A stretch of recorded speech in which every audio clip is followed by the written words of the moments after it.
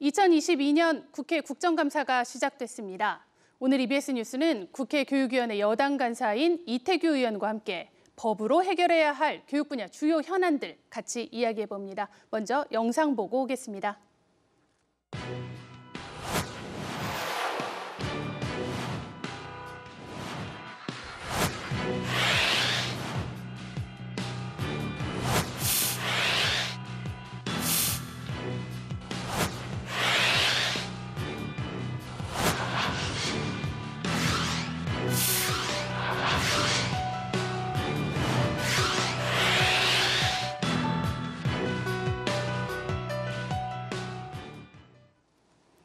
네, 국회 교육위원회 여당 간사시죠. 국민의힘 이태규 의원님 스튜디오에 모셨습니다. 의원님 안녕하세요. 네, 안녕하십니까. 네, 국정감사가 한창입니다. 의원님 여당 교육위원회 간사로 첫 국정감사였는데요. 소감이 남다르실 것 같습니다. 네, 소감도 있는데 일단 어저께 교육위원회에서 지난번에 이제 야당이 다수의 힘으로 증인을 날치기 강행 처리해서 여기에 대한 어떤 비판, 또 야당은 야당대로 이제 본인들이 일방 처리한 증인들이 불출석했다고 여기에 대한 비판, 뭐 이런 부분을 가지고 어저께 사실 하루 종일 공방과 논쟁이 오갔습니다. 그래서 이 정책 감사가 좀 소홀히 된 부분이 있어서 그런 부분에 대해서는 이제 국민들께 송구스럽다는 말씀을 드리지 않을 수가 없습니다. 이게 정치라는 게 서로의 이제 견해 차이가 있고 그 견해 차이를 줄여가는 이제 과정이라고 보는데 그 부분이 잘 안 된 것 같습니다. 잘 안 된 것 같고 특히 이 교육 분야에 같은 경우에 이제 가치와 관점의 차이가 많이 있어서 이제 그런 부분에 있어서의 어떤 공존의 영역이나 이 교집합을 많이 만들어 가야 되는데 그런 쪽에서 이제 교육위원회가 좀 모범을 좀 보여줘야 되는데 그렇지 못하고 어저께 하루 종일 좀 공방이 많이 갔다. 네. 뭐 이런 부분에 대해서 이제 여당이나 야당이나 서로 간에 좀 생각할 부분이 많이 있지 않는가. 이런 생각을 좀 해보게 됩니다. 네, 그러면 오늘 이 자리에선 정책들 하나하나 좀 뜯어서 보도록 하겠습니다. 의원님께서는요, 최근 대학 구조개혁 문제에 많은 관심을 보여주셨습니다. 사학 구조조정 법률안도 발의를 하셨어요. 그 지난해 기준으로 그 대학의 미충원 인원이 이제 4만 명이 넘습니다. 그렇습니다. 예, 그리고 2020년에 미충원 비율이 50%가 넘는 대학이 12개였는데 지난해에는 27개로 2배 이상 늘어났습니다. 네. 이럴 경우에 지금 이제 그 학령 인구가 계속해서 줄지 않습니까? 이럴수록 이제 등록금 의존 비율이 높은 대학은 경영 위기가 가속화될 수밖에 없습니다. 그리고 이 경영 위기가 가속화되는 대학들이 나중에 한계에 부딪혀서 대책 없이 폐교가 될 경우에 그 대학의 재학생들, 그렇죠. 또 교직원들, 네. 또 그 인근의 지역 경제의 어떤 침체, 인구 유출 등 여러 가지 또 사회 문제를 야기할 수가 있습니다. 그렇기 때문에 정부에서 매년 재정 진단을 통해서 이 경영 위기 대학에 대해서 어떤 특례를 인정해서 구조 개선이나 또 청사냐 이런 부분을 좀 지원할 수 있도록 네. 예, 그렇게 해서 좀 긍정적으로 문제를 풀어갈 수 있도록 하자는 것이 이제 법안의 주요 취지입니다. 가령 예를 들어서 이 자녀 재산이나 뭐 이런 부분에 대해서 이제 과거에는 그것이 이제 국고로 들어가야 되는 문제가 있었는데 이 부분을 공익법인이나 복지법인으로서의 어떤 그 출연이 가능하도록 해서 이것이 이제 지역의 노인복지 시설이든 아니면 뭐 청소년 시설이든 뭐 이런 쪽에서 대학이 지역사회의 공공기관에서 기능을 좀 전환할 수 있도록 이렇게 좀 출구를 좀 열어주고 또 그 재학생들 같은 경우에 이제 인근 대학으로 해서 편입학 또 교직원의 경우에는 이제 퇴직 위로금의 지급 등 여러 가지 부분에서 문제 해결을 위해서 법이 필요하다고 판단이 됐기 때문에 법안을 좀 발의했습니다. 네, 교직원과 학생에게는 교육권하고 또 급여를 보장하고 또 재단에는 어느 정도 퇴로를 열어준다 이런 말씀이셨습니다.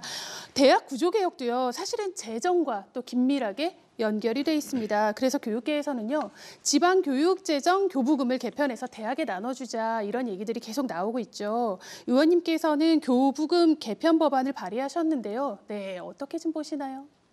이거는 이제 두 가지 관점에서 보셔야 됩니다. 첫째는 이제 한정된 국가 재정 속에서 이 재정의 어떤 효율성과 이 뭐랄까요 어떤 공동한 균등한 배분을 어떻게 할 것인가의 문제가 하나가 있고요.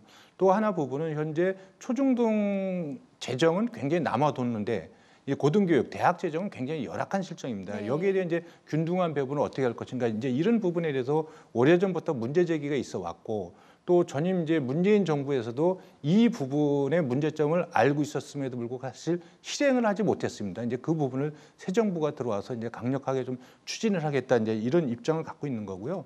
잘 아시겠지만 지방교육재정교부금은 이 내국세의 20.79%하고 또 유아교육세 중에서 유아교육 지원 특별회계에 지원한 나머지 부분을 이제 또 지방교육재정교부금으로 넣고 네. 또 이제 시도 지방자치단체 전출금이 따로 있습니다. 이런 부분을 하다 보니까 이 교부금의 규모가 계속 점진적으로 증가해서 매년 6조 원 정도의 이 적립금이 이렇게 쌓이게 됩니다. 그러면 매년 이제 시도 교육청의 재정에서 6조 원이 쌓이게 되는데 이 부분에 대해서 일부분을 이제 대학을 위해서 좀 쓰자 이런 취지로 이제 법안을 만든 거고 또 이 부분에 대해서 어쨌든 그 지방교육 재정 교금의 일부를 교육 외적으로 쓰자는 것이 아니라 네. 교육 분야에서 쓰기 때문에 이런 부분에 대해서는 이제 좀 대승적 판단이 좀 필요하다 이렇게 생각하고 있습니다. 그렇긴 한데요. 또 지역교육청의 입장에서 보자면 교부금을 줄이면 초중등 교육이 열악해질 것이다. 이런 우려가 계속 나오고 있습니다. 또 대학 입장에서도요. 교부금 중에 일부를 떼주는 것만으로는 이런 대학의 근본적인 문제를 해결할 수 없다. 이런 우려가 있는데 이건 좀 어떻게 보시나요? 그래서 일단 대학의 지금 법안대로 하면 이제 지방교육 재정교부금의 교육세 부분 이것이 이제 매년 한 3조 5천억 원 정도 됩니다. 이제 그 부분을 떼어내는 거기 때문에 그걸 가지고 대학 재정에 어떤 큰 도움을 있을 거라고 생각하진 않고 이것을 기본으로 해서 일반 이제 회계에서 더 전입을 해서 규모를 좀 키워 나가야 되는 부분이고요. 또 이 뭐랄까요?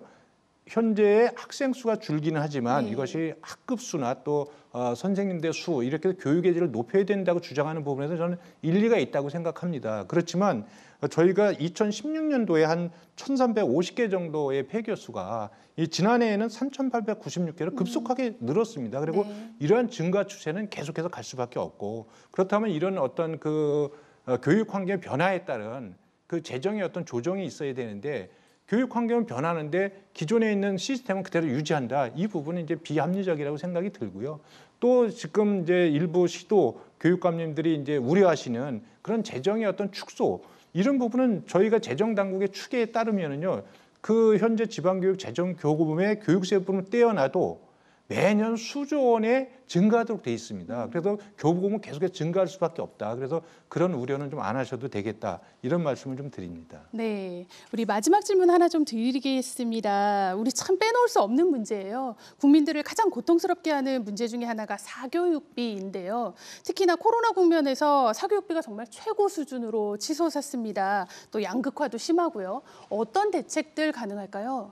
일단 우리나라의 우리 국민들의 어떤 그 가처분 소득을 떨어뜨리는 핵심적인 요소가 두 개가 있는데 하나는 이제 주거비고 또 네. 하나는 사교육비입니다. 그렇습니다. 특히 사교육비는 다 부담이 있지만 특히 저소득층한테는 굉장히 치명적인 어떤 그 가계 부담을 주는 거죠. 그리고 그런 부분들이 이제 계속해서 증가하다 보면 결국 이제 부모의 어떤 그 경제 사회적 지위가 사교육의 기회와 진로 연결이 돼서 그것이 교육의 양극화로 벌어지게 됩니다. 네. 그래서 정부가 어떤 일이 있어도 책임감을 가지고 이 부분에 사교육비 절감 노력을 해야 되는데 그래서 과거에 이제 이명박 정부나 이런 부분에서 굉장히 많은 관심을 기울였기 때문에 일정 부분 효과도 있었습니다. 그런데 이제 전임 정부에서 폭증했음에도 불구하고 정부 차원의 종합 대책이 없었다. 네. 그렇기 때문에 새 정부는 여기에 대해 이제 종합적인 대책을 좀 마련해야 되는데 이렇게 좀 과거의 사례를 보게 되면 일단 입시 정책이 복잡하거나 네. 교육 정책이 급격하게 변하게 되면 학부모들이 불안감을 느껴서 사교육 수요가 급격하게 늘어납니다. 그래서 네. 교육 정책의 어떤 일관성, 또 입시 정책의 어떤 단순화 네. 이런 부분을 포함해서 어떤 그 전문가들과 교육 당국이 협업을 해서 아주 종합적인 대책을 새 정부가 좀 내놔야 되겠다. 그리고 그걸 저희들 좀 주문하고 있습니다. 네, 사교육비가 결국 삶의 질로 연결이 된다. 그렇기 때문에 교육 정책의 일관성, 또 입시 정책의 단순화 이런 종합적인 대책이 필요하다라는 그렇습니다. 말씀이셨습니다. 네, 의원님 오늘 여기까지 듣겠습니다. 오늘 말씀 감사합니다. 네, 고맙습니다.